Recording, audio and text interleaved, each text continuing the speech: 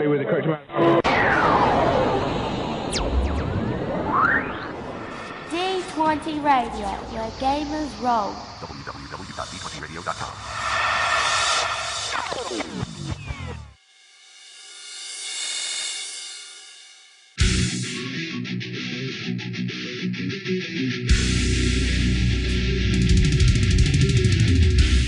Welcome to Me and Steve Talk RPG, the podcast where me and my friend Steve try and help you get the most out of your role-playing game experience.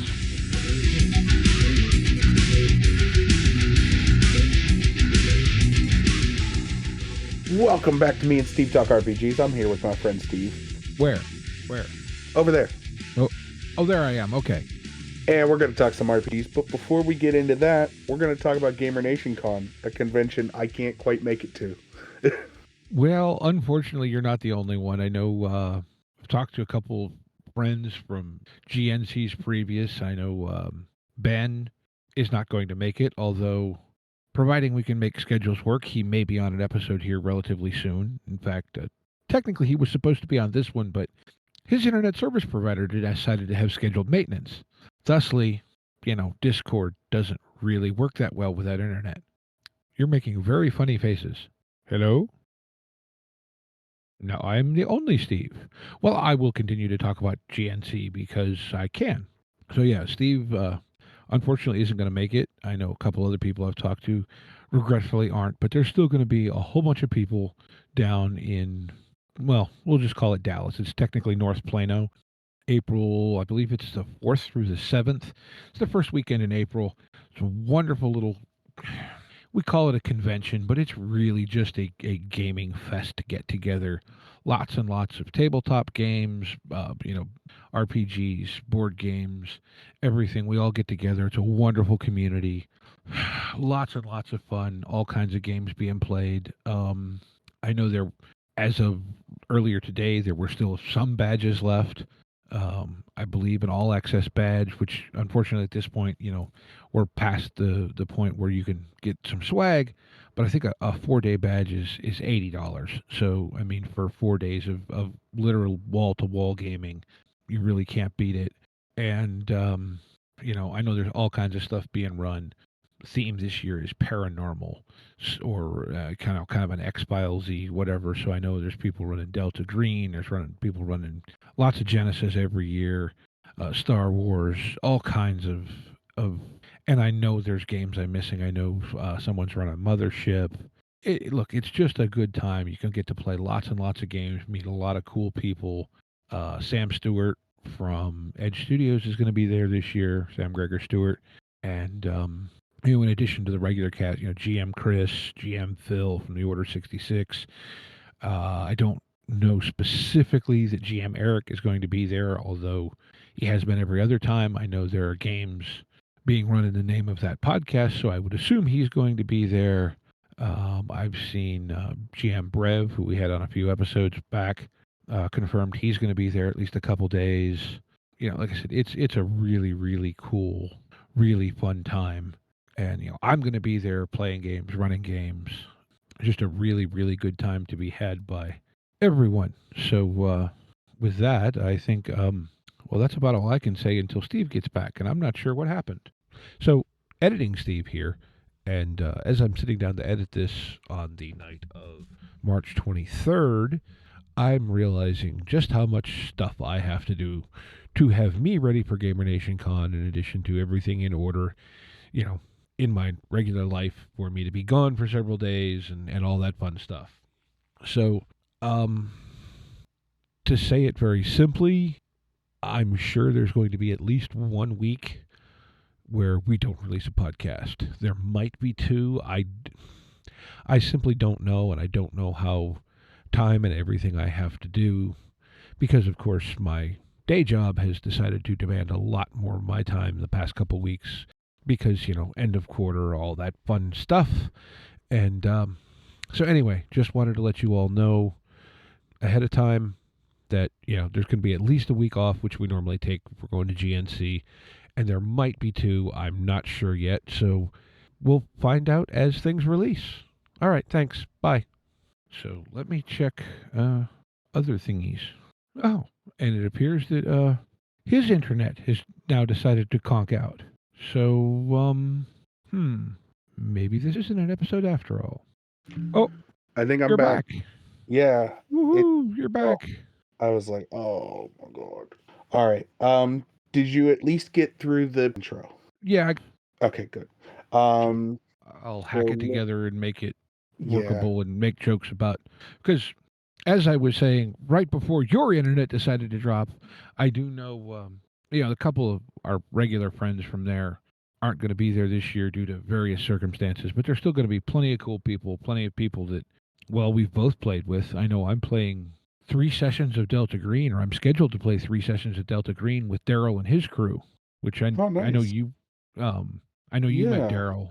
They do apparently they've decided to start a tradition of doing 3-part scenarios, and there may be another thing to talk about around Daryl here very soon, but they run a kind of a gaming club in the Dallas area, and so what they do is they actually split up the 3 adventures between different GMs in their club, if you will. Okay. Yeah.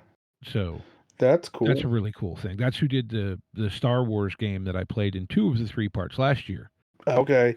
All right. Yeah. Yeah, that's dope. So Very, yeah, very cool. like I said, unfortunately you weren't going to be able to make it, but No. there'll be It is what it plenty of is. people That's there. life. Right? Tell people I said hi. Oh, absolutely, absolutely.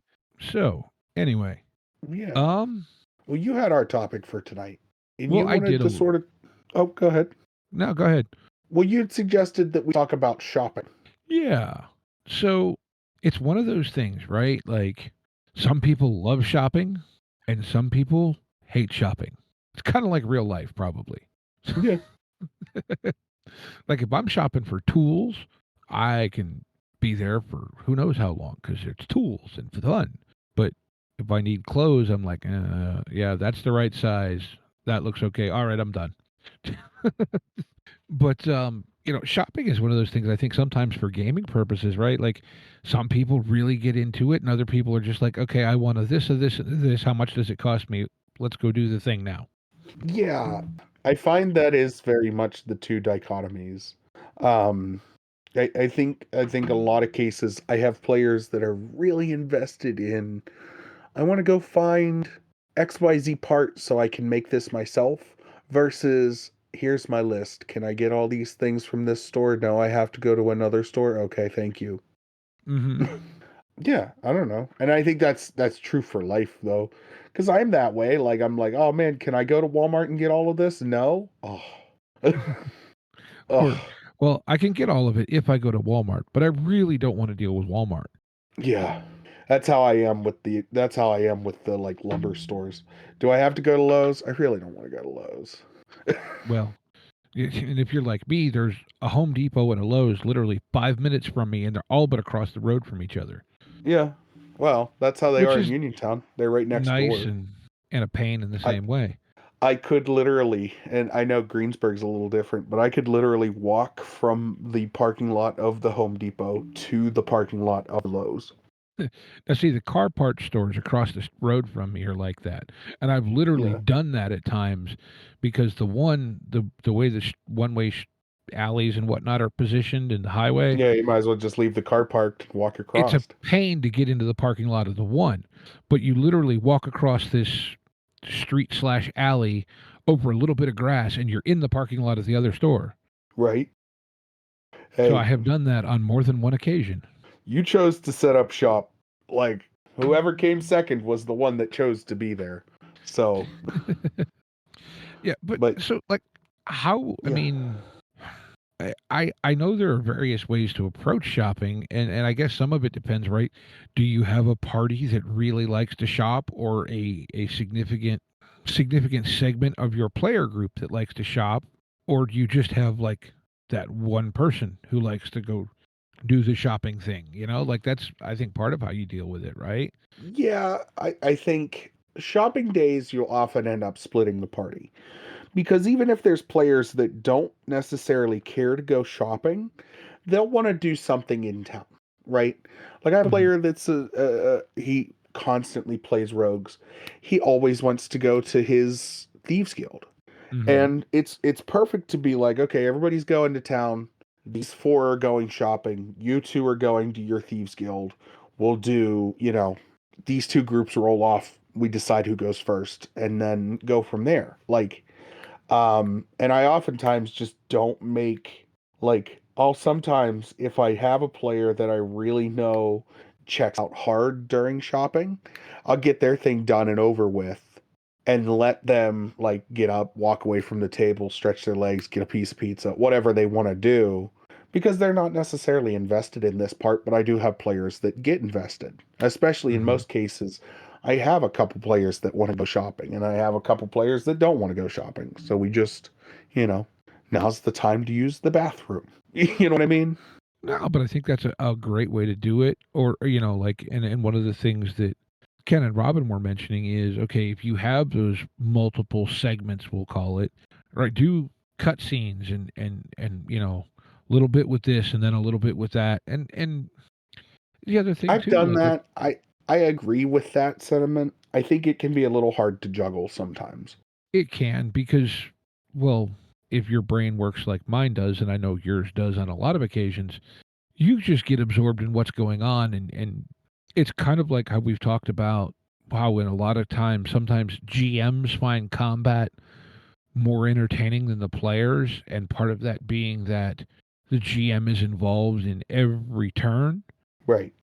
So I think, I know from speaking for myself, I can just kind of get lost in what's happening and lose track of trying to jump from player to player to player if I'm trying to do something like that.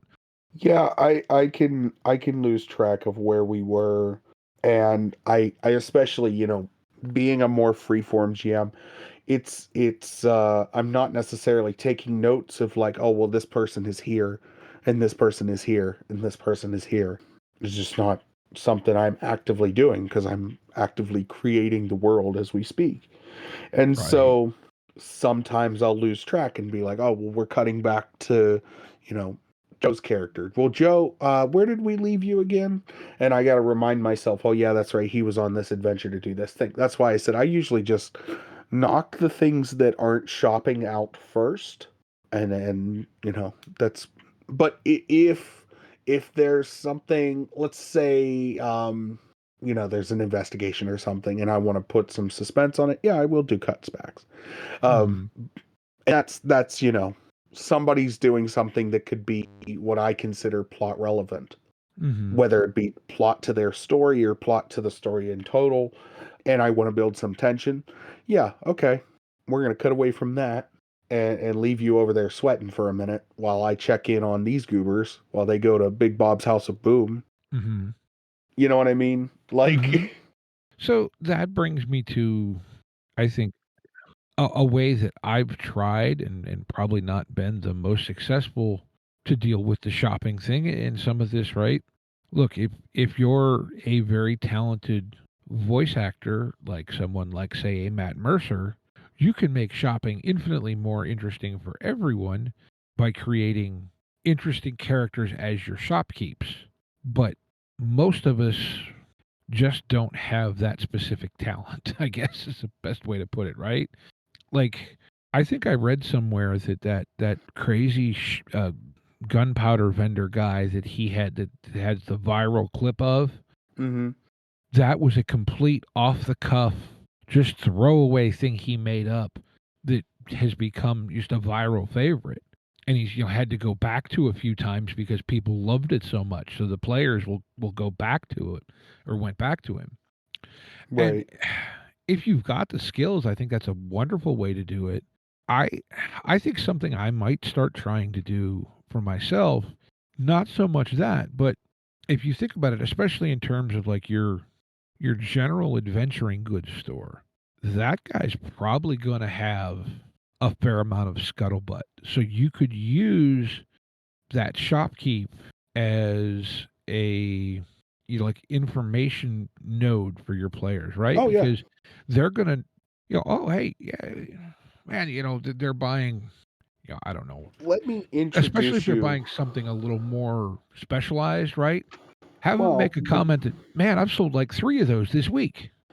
let me introduce you to one of my favorite narrative devices that is also a shopping thing, which is the information broker. Mm-hmm. That is somebody that you can pay money to that has information relative to your situation. Mm-hmm. That is effectively shopping. It is.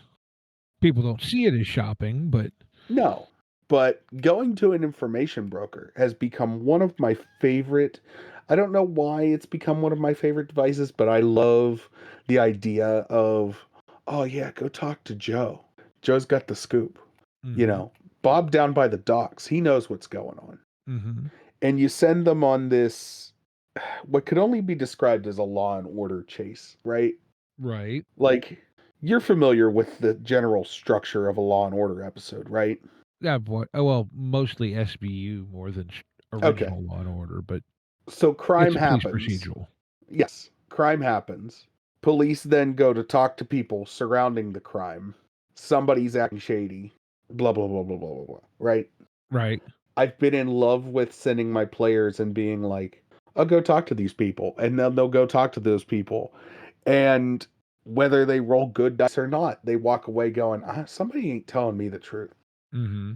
I love that. And that's shopping. That's going and shopping for information. It's looking for, something that you don't have. Yeah. I no, it's a thing, right? Like, and I mean that's a good. And see, to me that is a thing that is shopping, but isn't the kind of shopping that at least we started out talking about. But I think you could actually include that in, so to speak, the services your general goods store might offer. Now, Oh yeah, it might not absolutely. be, front and center. It might be only in a, when said, shopkeep has, you've dealt with them a few times, or maybe it is a what do you want to say, a known thing in your world that for some extra coin, the shopkeeps will give you Give you a little some bit of information as knowledge. well. Yeah. That's Right. actually and that to a point is a way for those players who maybe are more interested in the plot, the story, not so much the action, but that's a way to give them something to do in the same space that your shopping person is. Oh, do they have a whatever, right? Right. No, absolutely. Yeah. I think that I don't know, and maybe this is just my bias, but like, do you have a ring of protection +1 to use an F20 term or whatever, right? Like, to me that gets, I don't know, it kind of breaks the immersion for me a little bit. Well, it's very metagaming. It's Eh, very much metagaming. And if that's something you want to discourage, then discourage it. Be like, hey, look, not every shop is going to have what you're looking for. And walking into places going, do you have a this, that, or the other thing isn't going to get you what you want. And, right. and that's again, it's, maybe, um, I'm not saying be rude about it, but I'm saying set that expectation with your players. If that's not something you're in for, then be like, hey, I'm not looking to run this type of game. That's a little bit too much metagame knowledge. Why don't we try and, work towards a solution together that can make us both happy, right? Yeah. No, I think so. Now, here's the thing, right? If at the same point, well,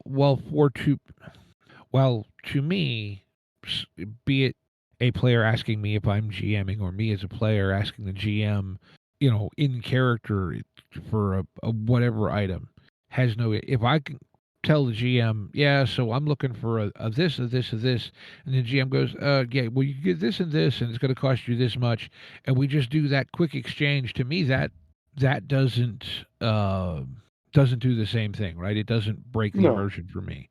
It's more if we have to have this in character interaction with very kind of metagame terms that's awkward for me. Yes. Yeah, I completely agree with you. Though there are also games though that like kind of shortcut this process, right? Mechanically, like Gumshoe uses that preparedness stat Mm-hmm. or not stat skill. Yeah. Call of Cthulhu and to a lesser extent, Call of Cthulhu uses credit rating. Delta Green kind of hand waves a lot of it because Yeah, you government just have what you need. or you have Can get what you need within certain parameters, so to speak. Yeah. Kind of loosely defined, which I think is kind of, or if you go to like Genesis, you have the story points. Yeah, where you can just flip and go, hey, can I have this MacGuffin? Right. And I don't know. I guess to me, I kind of like that because I don't know, to a certain point, as much as I part of my brain is fascinated by the can I remember to have all the things I need, but in I don't know. I guess as I've gotten older, eh, too much of my real life involves, God damn it, I left the screwdriver I needed halfway across the shop. Now I got to go. Right. You know what I mean? Like, I do too much running around in real life to worry about is my inventory. Do I have everything I need in my inventory? And I completely agree with you. I'm feeling the same way. At this point, I don't mind so much like narrative driven games.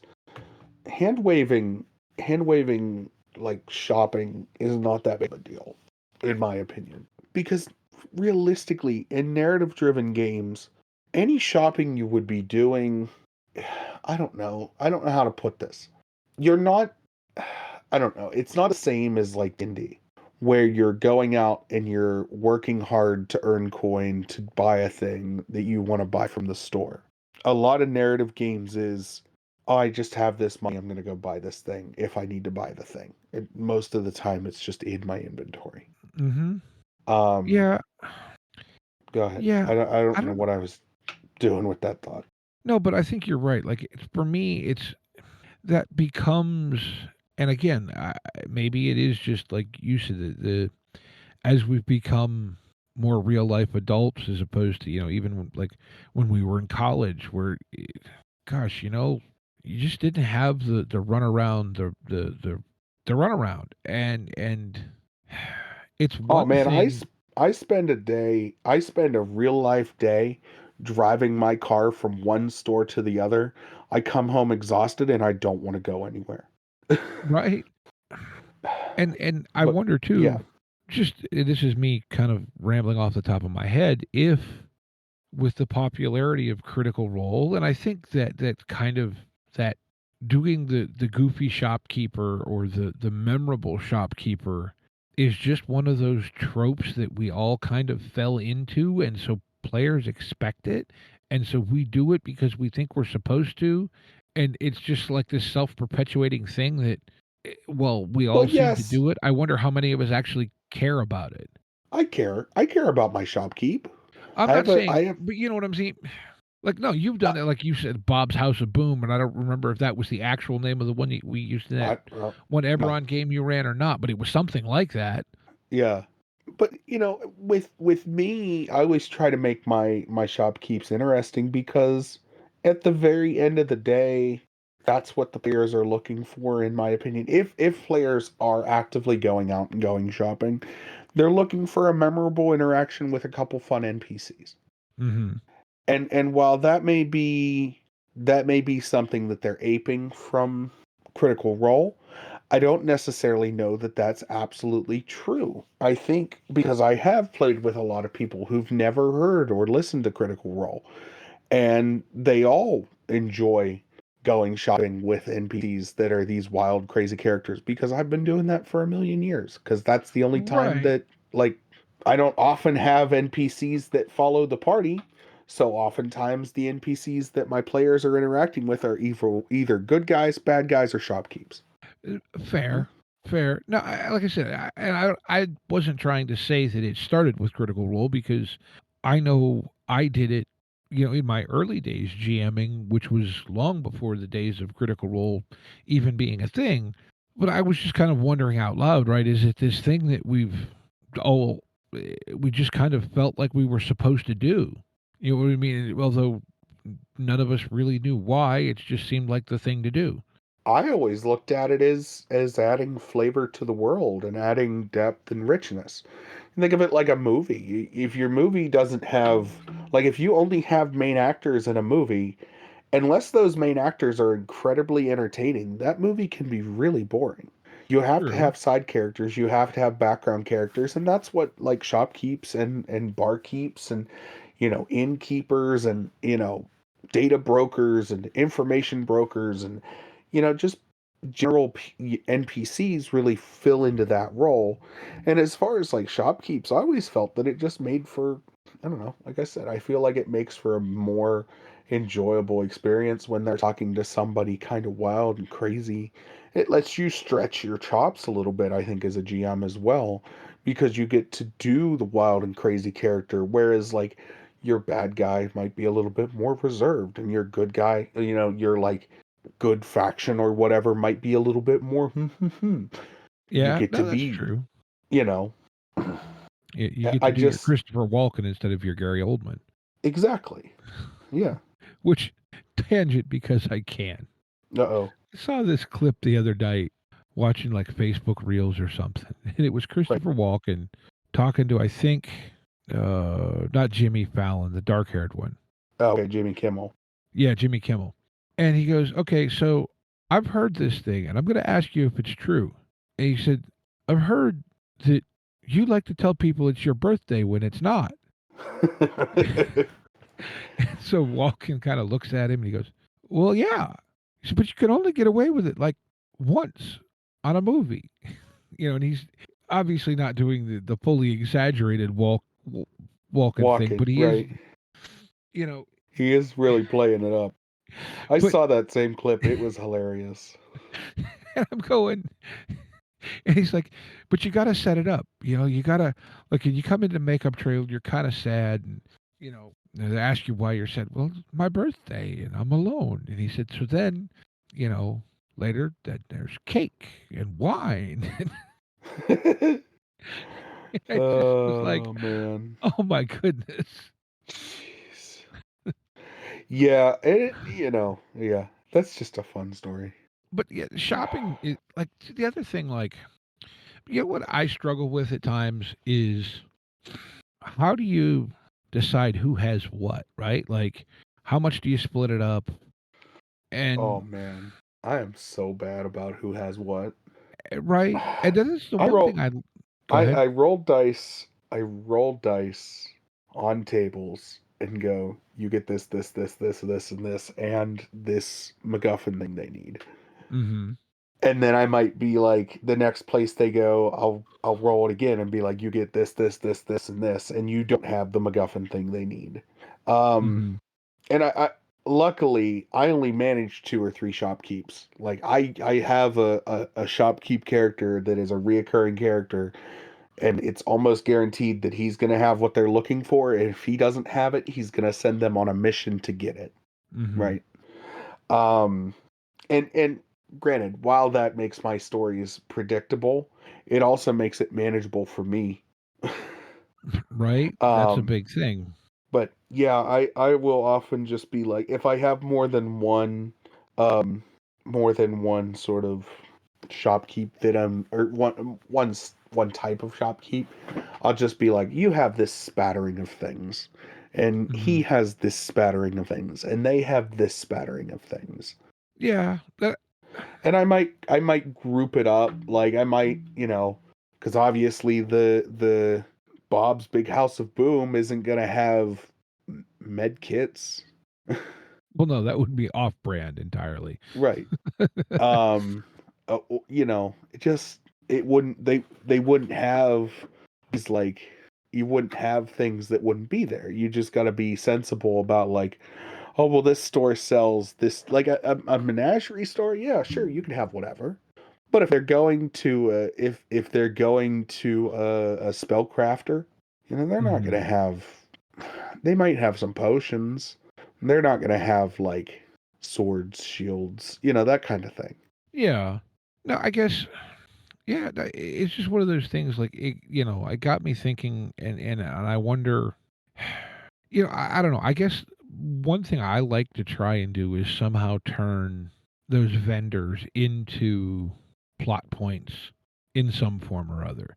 Like you said, maybe it's just as a side quest giver or whatever, but does that side quest then dovetail back into your main plot in a way that Now they have a MacGuffin that advances the main plot. Eh, I don't know. It's a weird thing, and I guess it's something I honestly haven't put that much thought into a lot of the times because it's just like, oh, you need stuff, so get stuff and then do thing. And I Get worry so stuff, do much more thing. about the thing than the stuff. Right. I get that. You yeah, know, yeah. I don't know. I'm not necessarily the same way. Because for me, I don't know. I get a little bit more enjoyment out of the times that they do spend shopping. and see, that's the thing is in the moment, I don't not enjoy it, but I don't. I have trouble preparing myself for it. I guess is maybe a better way to say it. Right. Yeah, I find myself in that boat too. I oftentimes just make, that's the thing I end up doing a little bit of prep before my sessions most of the time is making cheat sheets of like vendor items. Mm-hmm. Um, because that sets your power level in a lot of ways. Depending on system, certainly. Right. Um, so, I find myself doing that as mostly prep. And even that, I could do that day of at the table before the session starts. Mm-hmm. Like, everybody's sitting down. We're all talking about, hey, how was your week? What'd you do last week? How's the wife? How's the kids? All that. Mm-hmm. And I'm sitting there poring over handfuls of things and being like, Bomar has this today. Bob has this today. Like, Susie the Spellcraft has this today. You know what I'm saying? Like, Yeah. and that's my thoughts. That's my thoughts on it. But I think with all that being said, do you have any final thoughts on that? No, it was just kind of a think about it. Probably maybe a little bit of Yeah, a short one, but a little bit of a then brain again, also scratcher, the but the internet thing kind of I think threw us both into a weird loop. yeah. Sorry. No. Oh yeah, I'm sure you went outside while you were sitting there on the call and blew on Blew the real cable. hard at the lines. Yeah. Yeah. I went, yeah. No. But let's go ahead and move into game of the week. Woohoo! Game of the week. Game of the week. Game of the week. So I have a thing. You have a thing. Did you buy it at a shop? I did not buy it at a shop. I bought it online. Aha. But let me drop it in the right channel. I found this. It is called, I saw this today. I didn't look at it though. Carom Station Blues. It's an introduction scenario for Across a Thousand Dead Worlds. It's designed to immerse players in a gritty, high-stakes sci-fi universe, starting off on the remote and perilous Carom Station. It seems rather cool. I'm kind of curious about this Across a Thousand Dead Worlds system. Yeah. I like that title. I like the Right? idea of that you're like a scavenging crew. Um, Kind of like a gritty Firefly almost. yeah, gritty Firefly would be cool. I know I've asked you this before. Have you ever seen Titan AE? I think I've seen parts of it. I don't think I've watched the whole thing. Okay. So it's animated. You're gonna have. I know that's a hard hang up for some people, but I highly recommend getting over the fact that it's animated and watching the whole thing because it's a really, really interesting look at like an after Earth civilization and what like space salvaging looks like. And I don't know. I love that movie. I might actually, thinking about it, might go watch that after this. But yeah, this looks like a gritty version of like scrapper salvaging, all that fun stuff. Mm-hmm. And definitely if it's like an underwater thing, that's creepy. Well, That's yeah. creepy. So yeah, definitely checking this out. And it's, $10 for the PDF, 15 if you really want a soft cover color version of it. Yeah. Yeah, print on demand. Yeah. But yeah, that's something to check out. Okay. Yeah, that looks interesting. And see, I was trying to find the page for Across the Thousand Dead Worlds and I couldn't find it. That's where I saw Right. that. I Right. didn't find it. Let's put it that way. I don't know if I didn't type it in the search bar either. So, Okay. that could probably make my life a lot easier. So, I have one that's actually thematically not that far from yours, in a way, sort of. Okay. Stumbled across this. This is from Hero Forge Games, who are the people who make like Hero Kids and some of that stuff. It's a game Yeah. called Onyx Sky. And so this is Fallout on steroids, Hmm. sort of. Like I think it's a fairly compact little game. It's 183 pages. But it says Onyx Sky explores our world after a devastating global war and environmental collapse plunge humanity back into the Stone Age. In Onyx Sky, players create characters who've been safe inside a military bunker, government facility, fallout shelter, etc. After decades hidden away, they emerge from their haven. They find a world in ruin. Its communities struggle to endure against roaming marauders, autonomous battle droids, and metal-eating nanites, Ooh. which is a really Interesting. interesting concept. Right? Because I read a book, and I don't remember the name of it now, Uh-oh. but I read it a while back. It was a novel, and the premise of this book was that it was kind of a eco-terror thriller in a way. Hmm. And the premise of the book was this guy had developed this bacteria, we'll call it, that ate petroleum. And the idea for it was to use it to clean up like oil spills. Well, then the idea gets, we'll say, stolen and twisted and then released by these eco-terrorists. And it starts literally eating anything petroleum-based in the world. And Yeah. it was pretty wild. I don't remember the name of it, any of that, but it was an interesting concept, and I'm like, oh, wow.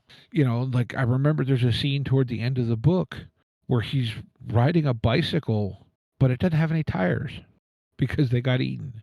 Yeah. So like this looks really interesting. And now since it's got over 100 full color illustrations, there's not a lot on the listing page, but it feels like kind of Fallout, but taken further as far as the destruction of the world. There's also a free version of the PDF, but right now this main PDF it's normally like $15. It's on sale for $9 right now with the GM's Day sales going on at drive-through, at least as we record. But it's saying it's set roughly 30 years in advance of our world. These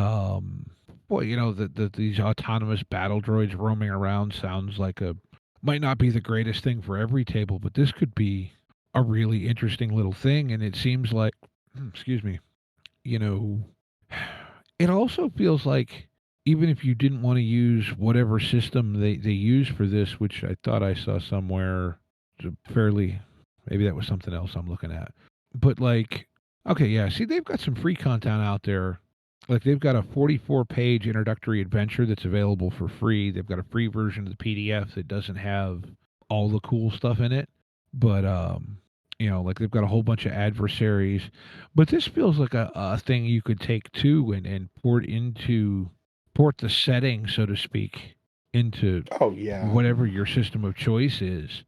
I'm sure you could rip the guts out of this and put it wherever. Doesn't feel. I mean, it is dissimilar, but like you could take elements of this and put it into like Neon Lords, or I'm sure a Savage Worlds hack of this would be pretty fun. Genesis, any number of things, right? Even, gosh, you know what? This actually might be kind of a fun take to pull in a Cyberpunk campaign. Oh yeah. Easily. Set it set it outside of like Night City. Oh yeah. Yeah, or okay, Between there you cities. go. Yeah. Like almost like Anarchy in Dragon City. But Yeah. this is the wasteland outside. Yeah. This is the nothing. There you go though. There's your thing, right? Your story starts with this, and then they get to or Judge Dredd or whatever, they get to this mega city, and now, oh wow. You know what I mean? Like Yeah. Oh, and you run a whole, do it with Cyberpunk. You run a whole team of nomads. Yeah. Run a whole team of nomads into Night City for their first time venture into the city. Oh, I'm down for this. I'm doing this. I don't know how I'm doing it. I don't have the bandwidth to do it. I'm currently running, well, I'm currently in 3 games. I gotta figure that out. Well, see, I've got a monthly game going, monthly Earth Mhm. Dawn game. We have our thing that we're supposed to start working on for recording in a week. Yeah, super secret thing that's supposed to be happening Uh, next week. And I may have just volunteered myself to run an introductory Star Wars campaign at a local shop. Oh, where at? Little brand new place up in Harrison City called Legends of the Oh, Hidden nice. Table. Oh, okay. Yeah. Wooden's place. What was that? Mark Wooden? Yeah, him. Yeah. He's good dude. Yeah, I stopped in and talked to him for, I don't know, hour or so the other weekend. He seems like a pretty cool dude. Yeah, he's good people. Very cool. So yeah, I'm about to try and make myself obnoxiously busy because, that's what I do. Well, that's how I am. I have a monthly game that just started last week. First session went fantastic. Ran solid 6 hours. Haven't done that in a long time. I have a weekly game or bi-weekly game. We haven't fully decided how frequently we want to play. That is starting up like next Wednesday. And then we have this thing, super secret thing that I don't want to talk about until it's ready to come out. That probably will be happening next Saturday. Mm-hmm. And then I have a buddy that wants me to come play Triangle Agency with him, and I don't know about that because I am like mostly out of bandwidth. Yeah, well, like even if they're all monthly, it becomes like a thing of like trying to juggle that around everything else. Right. Well, and I don't know why, but I don't like playing games in the wintertime. I don't like playing D&D in the wintertime. I always like manage to get out of my games for the winter, and I really prefer to play stuff in like spring, fall. It's like I don't know, my brain like defaults to college semesters when I want to play games. So I'm always down for games in the spring, and then the summertime is like, and then the fall is like, yeah, I'm down for games, and then the winter I usually take a break off. Well, I realized why I do it. It's mostly because like we get snow accumulation. We get you hit Thanksgiving, Christmas, and then New Year's. Like bam. And it always screws up everybody's schedule. And then the stove starts flying. And then you can't get to where you want to be. And blah, blah, blah, blah, blah, blah, blah. Plus, my seasonal depression kicks up. And I just don't have the energy to put up with people. So, and you still have to go shopping. And you still have to go shopping. But with all of that being said, and that ramble out of the way, I want to remind everyone to be kind to one another and get out there and play some RPGs. Yep. Take care, y'all.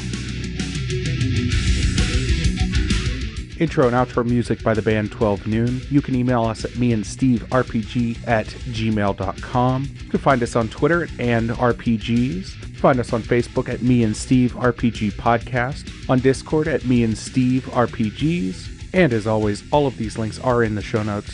Thank you, and be kind to one another.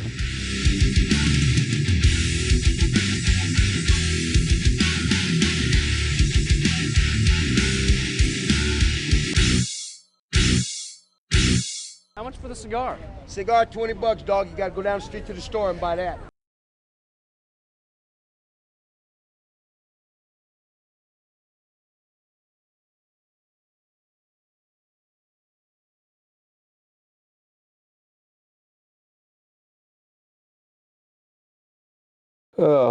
I know it wasn't a long one, but I was after the hiccup there. My brain's it's 2:30 in the morning.